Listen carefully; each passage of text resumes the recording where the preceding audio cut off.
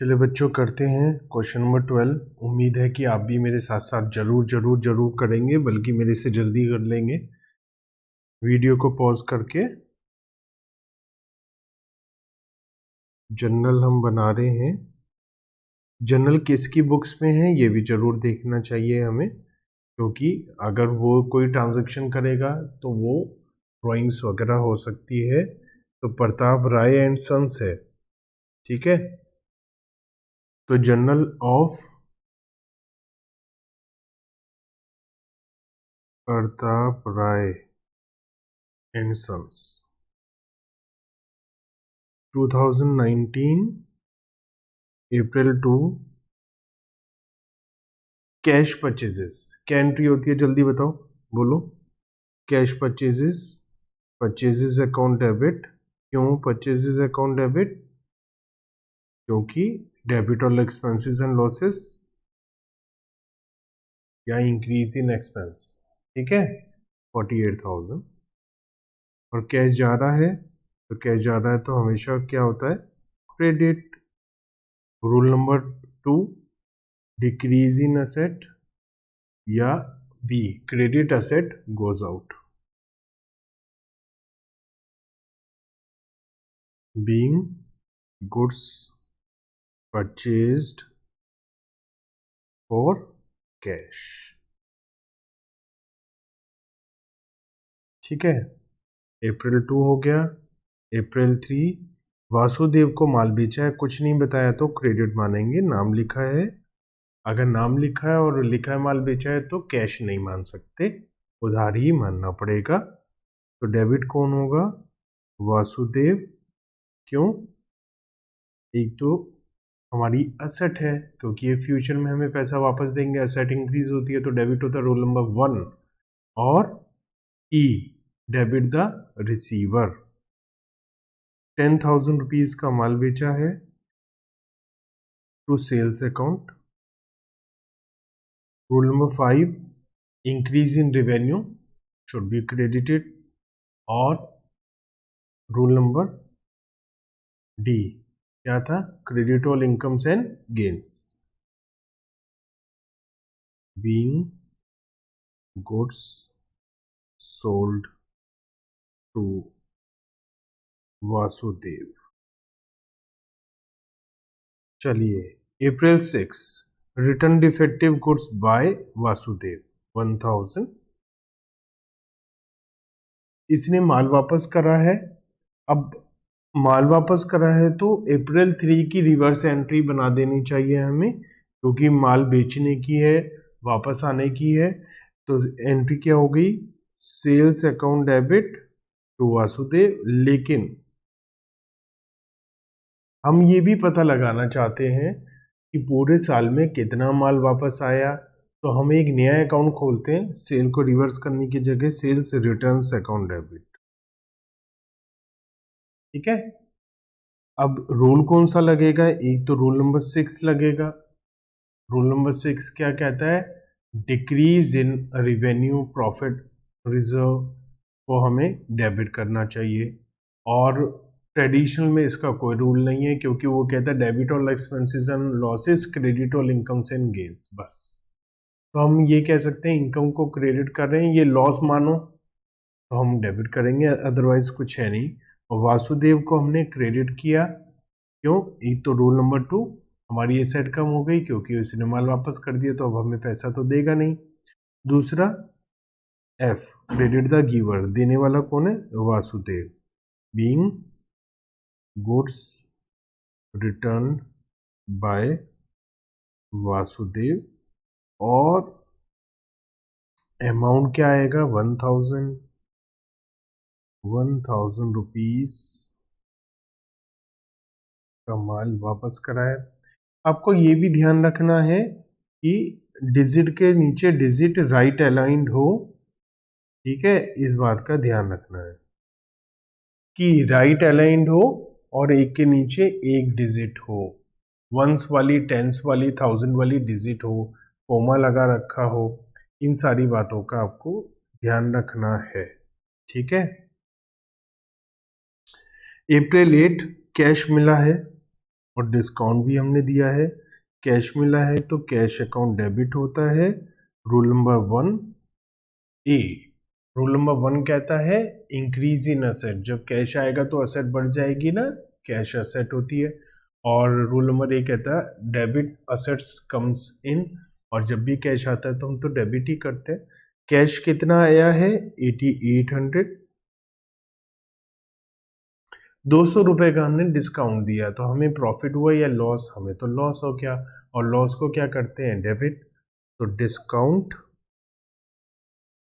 हमने अलाउ करा है ना, तो discount allowed account debit. Rule number 3 कहता है debit all expenses and losses, 3C ये कहता है। तो 200 रुपीज़ का हमें लॉस हो गया। और टू वासुदेव, वासुदेव से 10,000 का माल बेचा था, 1,000 उसने गुड्स रिटर्न कर दिया, तो हमने उससे 9,000 लेना था। अब उस 9,000 में से 200 डिस्काउंट और 8,800 दे दिया, हिसाब किताब खत्म। तो वासुदेव नाम की असेट हमारी कम हो जाएगी 9,000 से। डेबिट और क्रेडिट टोटल वैसे भी सेम रहता है, ये ध्यान रखिए।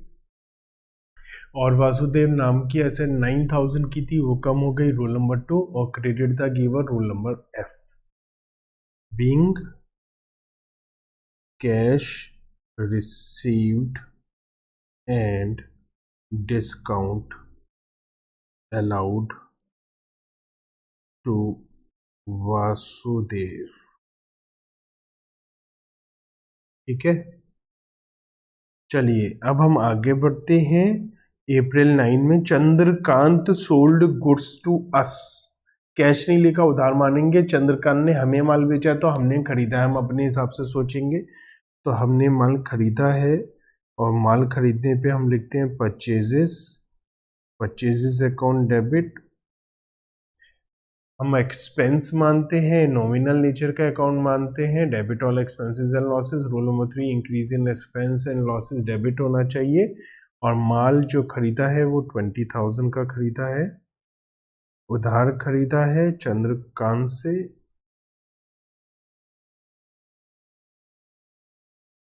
तो रूल नंबर 7, हमारी लाइबिलिटी इंक्रीज हो गई।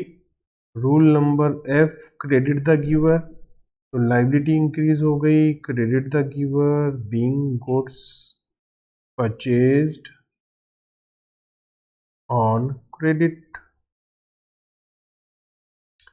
अप्रैल 9 भी हो गया। April 10, Pritam purchased goods from us, Pritam ने हमसे माल खरीदा तो हमने माल बेचा, तो हम माल बेचने की एंट्री बनाएंगे अप्रैल 10 में। अगेन नाम लिखा है तो कैश नहीं है, उधार मानेंगे। Pritam debit. Rule number 1E, asset increase हो गए, debit the receiver to sales account. 5D, increase in income should be credited being goods sold on credit. और 12,000 का है, 12,000। मैंने पहले भी कहा था, ये जो लेजर फॉलियो में मैं रूल नंबर लिख रहा हूँ ये आपको समझाने के लिए लिख रहा हूँ। स्कूल में एग्जाम में आपको इस रूल को नहीं लिखना है, ठीक है, याद रहेगा आपको। चलिए आगे बढ़ते हैं। मेरे पास जगह खत्म हो गई है, तो मैं क्या करता हूँ, इसको शिफ्ट कर दूँ, आपका पेज बच जाता है। तो आप भी तो और लाइंस ड्रॉ करते हैं, ठीक है। तो मैं इस पर फटाफट से और काम कर लेता हूँ, इसको शिफ्ट कर लेता हूँ यहाँ से।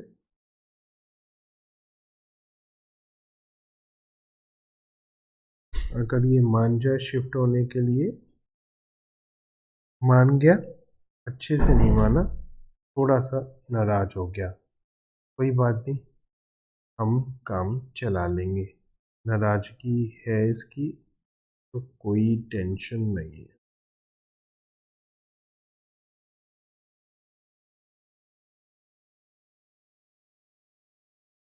जो ये रहा। चलिए हम आगे बढ़ते हैं और हम लोगों ने प्रीतम से माल खरीद लिया था। हम लोगों ने प्रीतम परचेज गुड फ्रॉम अस, हमने प्रीतम को माल बेच दिया था, सेल की एंट्री बना ली थी। ठीक है, चलिए आगे बढ़ते हैं। आगे लिखा paid insurance premium by cheque. बताओ paid insurance premium by cheque क्या होगा। इंश्योरेंस प्रीमियम हमारा एक्सपेंस है, तो इंश्योरेंस प्रीमियम अकाउंट डेबिट, क्योंकि एक्सपेंस को हम डेबिट करते हैं रूल नंबर 3 के हिसाब से, सी के हिसाब से। 500 चेक से पेमेंट हुई है तो टू कैश की जगह टू बैंक अकाउंट आएगा।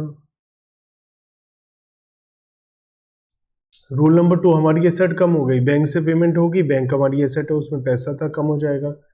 रूल नंबर एफ, बैंक एक पर्सनल अकाउंट होता है और जब बैंक पेमेंट करेगा तो क्रेडिट द गिवर वाला रूल लगेगा। Being premium insurance premium paid, जो रूल तो नंबर तो अलग है कैश और बैंक का, लेकिन कैश जाता है तो वो क्रेडिट होता है हमेशा, और बैंक से पेमेंट जाता है तो भी क्रेडिट होता है। जहाँ कैश डेबिट होता है तो अगर कैश की जगह चेक या बैंक है तो बैंक डेबिट हो जाएगा, लेकिन रूल नंबर अलग है क्योंकि कैश मॉडर्न अप्रोच में तो सेम है, क्योंकि मॉडर्न अप्रोच कहता है असेट, लेकिन ट्रेडिशनल में दोनों अलग हैं, क्योंकि ट्रेडिशनल अप्रोच के हिसाब से कैश अकाउंट रियल है, बैंक अकाउंट पर्सनल है, लेकिन मॉडर्न में सेम है, तो इसका मतलब होगा सेम ही, कैश डेबिट होना है तो बैंक भी डेबिट ही होगा। अप्रैल 10 के बाद में April 12 life insurance premium Pratap Singh Rai का चेक से दिया गया है। प्रताप सिंह राय हमारे हैं ओनर, और लाइफ इंश्योरेंस प्रीमियम कभी भी बिजनेस का एक्सपेंस नहीं होता है।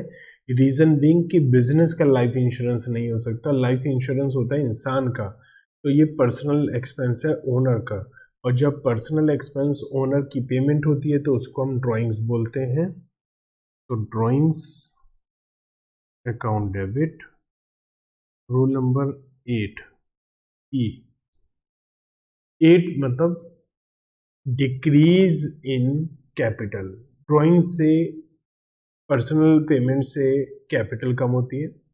Rule number 8 debit the receiver, हम ये मानते हैं कि ये पेमेंट हम ओनर को कर रहे हैं, ओनर एक पर्सनल अकाउंट है तो हम उसे डेबिट करते हैं, उसके नाम की जगह हम ड्राइंग्स लिख रहे हैं इसका, तो ड्राइंग्स भी पर्सनल अकाउंट है, इसे हम रिप्रेजेंटेटिव पर्सनल अकाउंट बोलते हैं, ये ओनर को रिप्रेजेंट कर रहा है। तो 2000 रुपीज़ की पेमेंट है, चेक से पेमेंट है टू बैंक अकाउंट, पेमेंट होगी, कैश भी क्रेडिट होता है, चेक भी, बैंक भी क्रेडिट ही होता है। Being life insurance premium paid by cheque, ये तो नरेशन लिखना तो बहुत सिंपल है, कई स्टूडेंट स्ट्रगल करते हैं नरेशन लिखने के लिए कि सर कैसे लिखें, अरे जो ट्रांजैक्शन है लिख दो, कोई टेंशन नहीं है, नहीं लिखोगे तो मार्क्स कट हो जाएंगे। चंद्रकांत को पेमेंट करिए, कुछ डिस्काउंट मिला है हमें, तो चंद्रकांत डेबिट हो जाएगा, क्यों हो जाएगा, क्योंकि हमने लाइबिलिटी की पेमेंट करी है और लाइबिलिटी रिड्यूस होता है तो डेबिट, नहीं तो rule number he debit the receiver, और हमने चेक से पेमेंट करी है, कैश से पेमेंट करी है तो to cash account, rule number 2 B, और टू डिस्काउंट रिसीव्ड, कम पेमेंट करी है हमें फ़ायदा हो गया, प्रॉफिट हो गया, इनकम हो गई 5D। Being cash paid to Chandrakant and discount received, तो कैश पेमेंट हुई है 13,780, डिस्काउंट मिला है 220, इस तरीके से हमारे 14,000 रुपये के डेटर कम हो गए। नेक्स्ट है अप्रैल 18 को हमने पवन से माल खरीदा है, उधार खरीदा अगेन क्योंकि कैश नहीं लिखा है, तो परचेजेस अकाउंट डेबिट टू पवन, या तो पवन लिखें या पवन से अकाउंट, एक ही बात है दोनों। Being goods purchased on credit. अब अमाउंट कैसे आएगा, 15,000 का लिस्ट प्राइस है और 20% की ट्रेड डिस्काउंट है। ट्रेड डिस्काउंट को केवल अमाउंट में कैलकुलेशन करके लिखते हैं, उसको कैश डिस्काउंट की तरह हम नहीं लिखते। जैसे ये है डिस्काउंट रिसीव्ड, तो ये क्या है, ये कैश डिस्काउंट है, इसे अलग से लिखते हैं। लेकिन जो ट्रेड डिस्काउंट है, जो सबको माल खरीदते बेचते समय दिया जाता है, उसे हम ट्रेड डिस्काउंट बोलते हैं, उसे हम लिखते नहीं, बस अमाउंट में से लेस हो जाता है।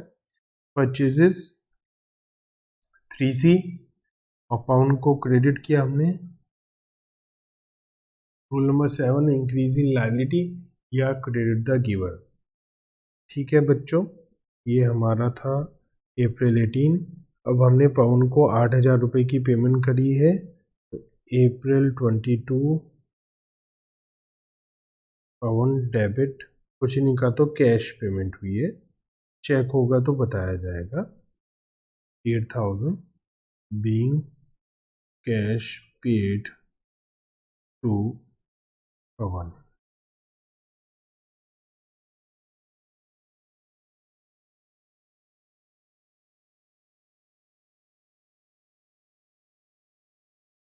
Debit the receiver, credit asset goes out, 8,000। तो हमारे पास ये भी हो गया कंप्लीट, लेकिन अभी भी हमें कुछ और जनरल एंट्रीज बनानी है, तो कोई टेंशन नहीं है हमें। अगर और एंट्रीज बनानी है तो यार ये अमाउंट भी आ गया साथ में, कोई बात नहीं, ये बेचारा अमाउंट साथ में आ रहा था, मैंने उसे वापस उठा दिया, वापस कर दिया, ठीक है। चलो ये उठाकर हम साइड में करते हैं और कुछ नया लाते हैं। ये उठाकर मैं इधर साइड में कर देता हूँ। अब मुझे चाहिए कुछ अलग से, ऊपर वाले क्वेश्चन में जो नहीं पड़ी तो यहाँ से उधार ले लेता हूँ मैं,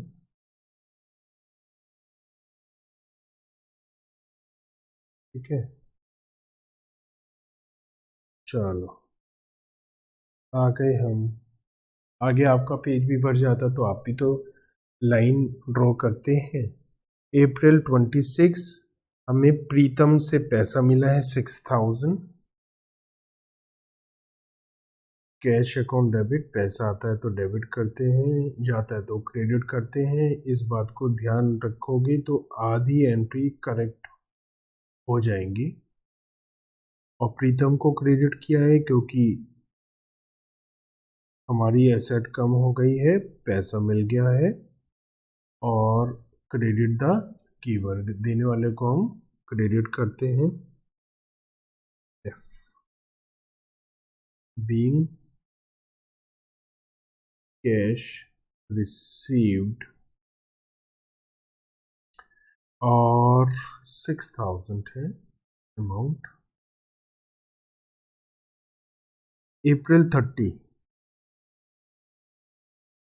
पेड वेजेस 2,000, तो wages account debit 2,000। PC debit all expenses and losses. Advertisement, एक ही डेट पर अगर एक जैसे एक्सपेंस डेबिट, एक जैसे अकाउंट डेबिट या क्रेडिट हो रहे हैं, एक जैसे अकाउंट मतलब एक जैसे रूल लग रहे हैं, डेबिट और क्रेडिट हो रहे हैं, अलग अलग एक्सपेंस की पेमेंट है, तो सबको हम डेबिट कर सकते हैं। या सबकी अलग अलग एंट्री बनाए तो उसमें टाइम बहुत लगेगा, इसलिए हम एक साथ बोल देते हैं, इसे कंबाइन या कंपोजिट एंट्री बोलते हैं। सारे एक्सपेंस से नॉमिनल लेजर के अकाउंट डेबिट हो रहे हैं, सब में रूल नंबर 3C लग रहा है, तो कोई टेंशन नहीं है, कुछ नहीं बताया तो मानते हैं कैश पेमेंट है। टोटल कर लेते हैं 13,500।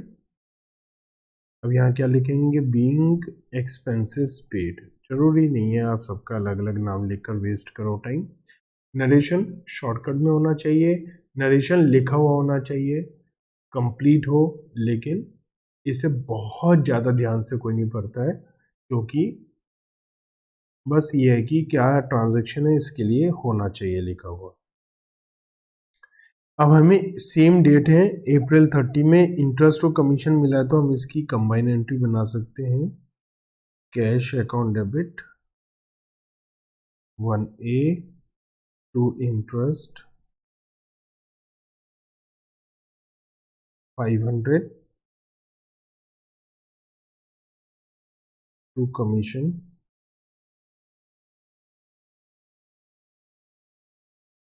2000। तो टोटल मिला हमें